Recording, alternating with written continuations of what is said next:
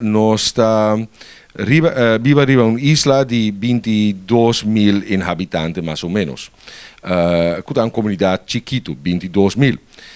Nós temos 8 ou 9 estações de rádio. Nós temos 2 ou 3 plantas televisivas.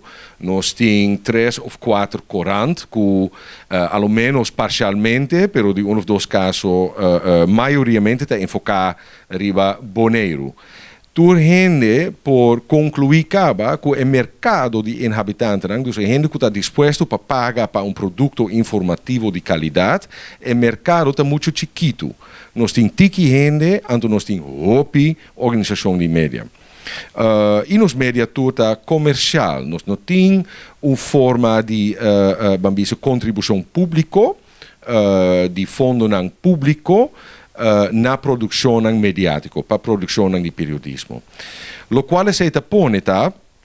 É gente que está em média, primariamente tem salário provavelmente basta abaixo, ou não está freelance, não pode trabalhar full-time, riba não trabalho maneira não quer, não tem sempre tem instrumento disponível para fazer um bom trabalho, investigar um certo caso, drenta mais profundo dentro busca a verdade traz de certo coisa que você mira toma lugar.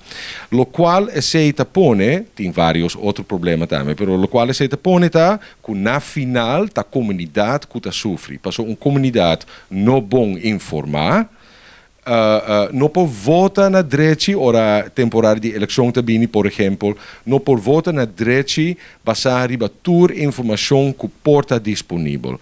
É um hobby difícil, se você não tem um cidadão bom informado de boa média, para evaluar e de com e de paquico de certa decisão que o governo está tomando dentro do ambiente. Dus, um sector de mídia bom educar, bom financiar, está em interesse de democracia, está em interesse de comunidade. Gente bom informar, está gente consciente, está gente assertivo que pode formar sua opinião.